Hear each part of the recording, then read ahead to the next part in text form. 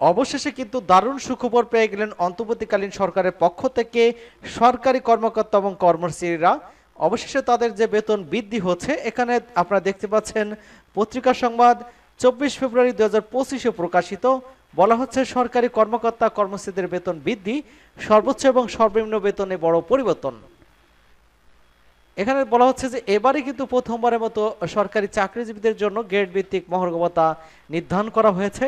এতে নিম্ন গ্রেডের কর্মচারীরা তুলনামূলকভাবে বেশি হারে মহার্ঘ ভাতা পাবেন, আর উচ্চ গ্রেডের কর্মকর্তারা পাবেন কম হারে। অর্থমন্ত্রীর প্রস্তাব অনুযায়ী 1 থেকে 3য় গ্রেড মূল বেতনের 10%, 4 থেকে 10 গ্রেড মূল বেতনের 20% এবং 11 থেকে 20 গ্রেড মূল বেতনের 25% মহার্ঘ ভাতা পাচ্ছেন।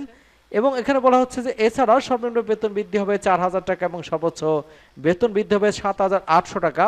অর্থাৎ কোনো সরকারি চাকরিজীবী কিন্তু 4,000 টাকার কম মহার্ঘ ভাতা পাবেন না। এই মহার্ঘ ভাতা কার্যকর হওয়ার পর পূর্ববর্তী সরকার যে দেয়া যে 5% বিশেষ প্রণোদনা, সেটা আর থাকলো না। পেনশনমুখী কর্মকর্তা কর্মচারীরা এই মহার্ঘ ভাতা পাবেন এবং এটি মূল বেতনের সাথে যোগ হয়ে ইনক্রিমেন্ট হিসেবে গণ্য হবে। অর্থমন্ত্রী জানিয়েছে বর্ধিত ভাতার অর্থায়ন করতে উন্নয়ন বাজেটে কমানো হবে এবং ফেব্রুয়ারি মাসের বেতনের সাথে এটি কার্যকর করার পরিকল্পনা রয়েছে। জনপ্রশাসনের মধ্যে সিনিয়র সচিব মোখলেসুর রহমান জানিয়েছেন চলতি অর্থবছরের মধ্যেই মহার্ঘ ভাতা ঘোষণা করা হবে, তবে নির্দিষ্ট হারে এখনও সিদ্ধান্ত হয়নি। 2015 সালের পে স্কেলের পর থেকে সরকারি চাকরিজীবীদের বেতন বাড়ানো হয়নি। এই সময়ের মধ্যে নিত্য প্রয়োজনীয় দ্রব্যের মূল্য বৃদ্ধি পর সরকারি চাকরিজীবীরা কিন্তু দীর্ঘদিন ধরে মহার্ঘ ভাতার দাবি জানিয়ে আসছিল। সেই কাঙ্ক্ষিত যেই দাবি, সেটা কিন্তু আজকেই ঘোষণা করা হয়েছে। মহার্ঘ ভাতা নির্ধারণের কমিটি এবং জাতীয় বেতন স্কেল 2015-এর আওতায় মহার্ঘ ভাতার প্রযোজ্যতা এবং প্রাপ্যতা পর্যালোচনা করার সুপারিশ করেছে। সেক্ষেত্রে আপনারা দেখতে পাচ্ছেন যে এখানে কিন্তু 3টে গ্রেড আমরা দেখতে পেলাম, যে 1 থেকে 3 গ্রেড তারা পাচ্ছেন 10%, 4 থেকে 10 গ্রেড পাচ্ছেন 20% এবং 11 থেকে 20তম গ্রেডে তারা পাচ্ছেন মূল বেতনের 25% হারে মহার্ঘ ভাতা পাচ্ছেন এবং সর্বনিম্ন কিন্তু 4,000 টাকা এবং সর্বোচ্চ 7,800 টাকা। সেটা ফেব্রুয়ারি মাসের বেতনে কিন্তু সাথে আসতে পারে, মার্চ মাসে পাওয়ার সম্ভাবনা রয়েছে। এর বর্ধিত বেতন ভাতা থেকে এটা আসবে।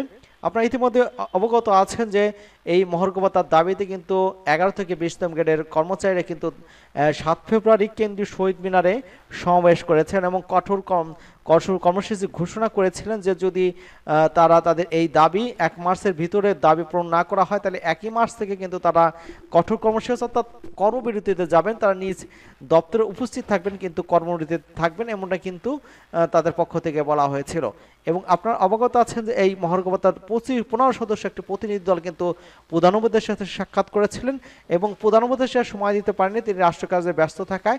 তার পক্ষে কিন্তু সাব্বির আহমেদ এপিএস প্রধান উপদেষ্টা, তিনি কিন্তু সাক্ষাৎ করেছিলেন এবং তিনি বলেছিলেন যে এই বিষয়ে প্রধান উপদেষ্টা কনসার্ন রয়েছেন, আপনাদের যে দাবি সেটা অগ্রাধিকার ভিত্তিতে সমাধান করা হবে, এমনটা কিন্তু তিনি বলেছিলেন। এবং সেও সর্বশেষে আমরা দেখতে পেলাম যে এখানে প্রধান উপদেষ্টার যে অর্থ উপদেষ্টা আছেন, সেই অর্থ উপদেষ্টার যেটা বলেছিলেন যে বিষয়ে কোনো সিদ্ধান্ত হয়নি, পরবর্তীতে কিন্তু সিদ্ধান্ত আসছে, এমনটা কিন্তু বিভিন্ন তথ্যের মাধ্যমে জানানো গেছে। এবং এখানে আরেকটা জিনিস লক্ষণীয় যে সিনিয়র সচিব মোখলেসুর রহমান তিনি বারবার বলছেন যে এই বিষয়ে দ্রুত সিদ্ধান্ত আসবে এবং আপনারা মহার্ঘ ভাতা পাবেন এবং 30 জুনের মধ্যেই পাবেন, এটা কিন্তু আশা করছেন। এবং তার যেহেতু ঘোষণা রয়েছে এবং সেক্ষেত্রে এটা দ্রুত সময়ের মধ্যে হবে, এটা আমরা প্রত্যাশা করছি।